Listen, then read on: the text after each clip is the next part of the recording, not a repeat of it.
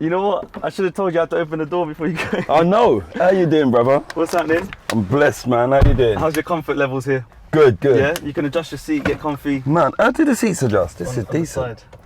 They've been in the Model 3 before. Not the Model 3, man. Lovely cars, though.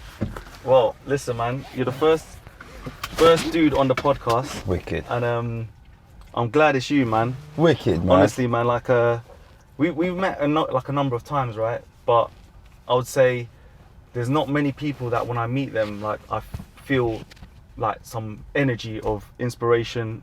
Your aura is sick, your positivity is sick, and that's why I had to get you on, man. No, respect, Rush, man. I love your journey. You know, from day one when you was working in the city. You remember? We've been in Barcelona. We spent some time together. Some good stories, We've had man. some great stories, man. And you know what? For me, it's all about everybody growing. It's about growth, man. And your growth has been phenomenal. And you know how much I love what you're doing. Listen, anyway, let's get straight into this, man. For the people at home or those even listening on the podcast, they can't maybe not watching the video and all that.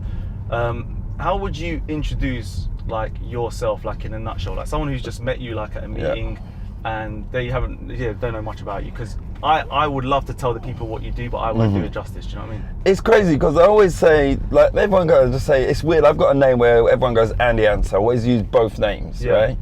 And then obviously most people know me because of my choreography, which is I'm working with the best sporting stars in the world. That's it. For the last 20 years.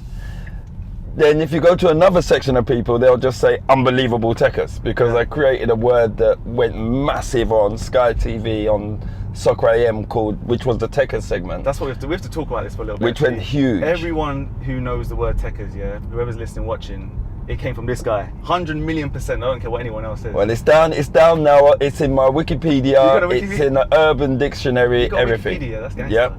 So is that like now yours, yeah? Like you're the guy who coined this term, isn't it? Yes, and I actually own the copyright to the intellectual property of Unbelievable Techers, which is when we brought the clothing out and everything. So we still own all the IP for Techers, the word Techers. Oh, I use that all the time, I'm not gonna lie.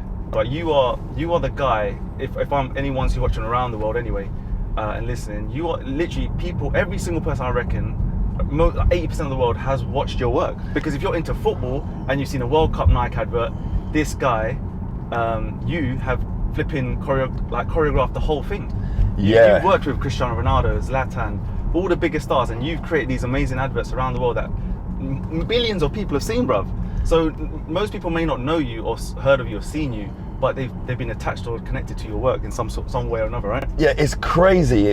And you know what? I did a interview with The Mill, which is a post-production house, and they said, how does it feel to have over 7 billion people watch your work? Oh, this is what I'm saying. This is bigger than probably most directors, TV stars. Go straight, yeah? Yeah, stay in this lane.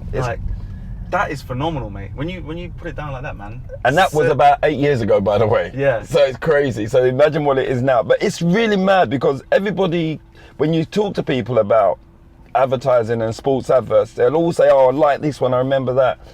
And 9.9 times out of 10, I've been a part of that. That's what I mean, man. There's a question that I had, right? Are you the first, or one of the first at least, to create this niche within your advert space to say you're a sports choreographer? Yeah, I am the first to say I was a sports choreographer, because before, so directors would just do it, or I remember there was Brian Marwood who worked for Nike. He worked for Nike, and because he played for Arsenal, he would sort of tell the players what to do. Right. But what I did when I came into the industry was took it to a different level. Right. So I started at Dream Team, and then from there, everything grew. I just took it to a different level and created the tagline of a football choreographer, a sports choreographer, because there was no such thing. You're so good with your man management, in terms of like how they call it man management, but personal skills, how you treat people is so smart, mate. And like it's like you get the best out of all your team, all your models.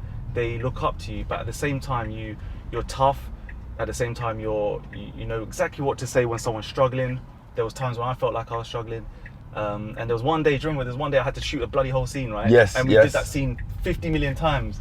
Is that on the gravel pitch? The gravel pitch. Yes. Like blisters, there was no socks, there was like, it was That's a crazy right, because it was made up to look like Brazil. That's it was it. meant to look like favela. It was in Barcelona, and And that was, again, another crazy experience. But the way you handled me, considering it was my first ever time on camera, and you know, we're doing football, which is something I used to love and I still love, obviously, but it's something that was so natural to me, then became unnatural in a weird way. I mean, I think because when the camera's in your face and everybody on the set is looking at you, and you're the focus, it's not a natural thing. I'm telling you, Like it's not normal. Else, Even professional footballers struggle being in front of camera, doing what they do naturally in front of 70,000 people week in, week out. I saw it happen actually on that set. I think we had Bernardo, one of those guys, and you know, talented, amazing footballer.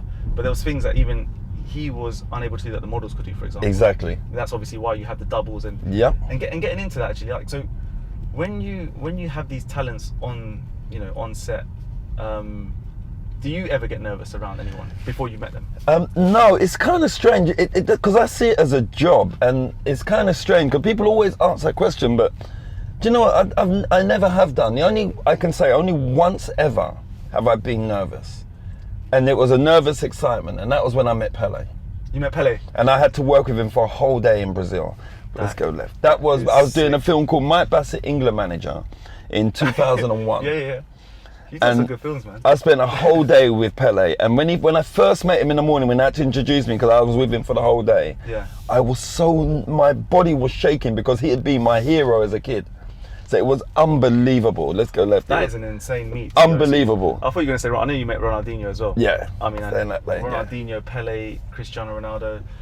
Who would you say, okay, so Pele is the one that kind of got you a little bit nervous, excited, but who was the one that you would say that you worked with and their personality was different to what you imagined it to be? I think, do you know, it's interesting because in a good way, I guess. Because Cristiano, I grew up with. He's grown up, and I've grown up I've been with him as he's grown up. Since he's been like 18. So right? from his 18 going through, so I've seen him grow. So he's always been who I thought he would be. Yeah. But I would say, people outside of football don't know who Cristiano Ronaldo is. Right. Because Cristiano Ronaldo, everyone's got this thing, he's a good-looking guy, he grooms himself, there's nothing wrong with that. Night tick as well in front of us, right? Everybody kind of thinks Cristiano Ronaldo's, they've got their opinion on him, but the nicest, kindest, funniest person you're going to meet. Who's your kind of, in the industry, I don't know if you're able to say, like, who's your kind of closest pal that most people would know? I would say, it's a hard one, but I would say who I've been the closest with and the relationship was just mad sick. In terms of working relationship, would be Wayne Rooney. Oh, gangster, yeah. He's supposed to be a proper joker, isn't he? Man, listen, I can't even go into the fun we've had together on set. Man, he's just unreal. He's just the boy next door. That's what everyone says. The boy next door. And let me tell you something, he's had a hard time, people give him, but he is the boy next door. I mean, if I was in Manchester when he was playing there, if I said to Waz, I've got a game with the people in the hotel, he'd turn up and play. Yeah. That's what he's like. He's the original kind of, if they made a movie about the kid who grew up and was on the street, that's just him, innit? That's him, man. Wazza is unreal. He's the nuts. I love you. I have to smile when I mention his name. Yeah. I have to smile when I mention his name. Let's do a left up here. Cool. When I've mentioned his name, I have to smile. Gives you some good memories, yeah? Man, great memories. When we were doing Wayne Rooney Street Striker, we had so much fun. It's really weird with him because he kind of comes across as a bit shy on camera. Yeah. Like when he's talking at interviews and stuff, That's it just seems like he's... Because he's not all about that. He's like, I just play football.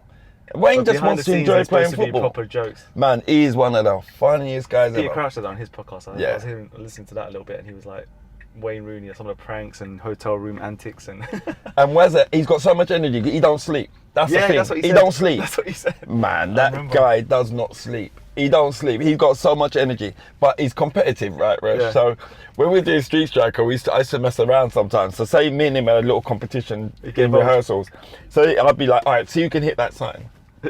I'll strike the ball and I'd act like he hit it, and he'd be like, "No, I didn't. No, I didn't." But I knew to wind him up straight away. But I go, "Yeah, that hit it," and he'd go crazy because he's a winner. Yeah. He wants to win at everything. But I used to just wind him up all the time, and his agent used to be laughing because I used to just wind him up. But he is phenomenal.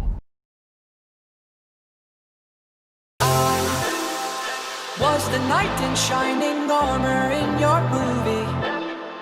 Put your lips on mine and love the aftertaste now.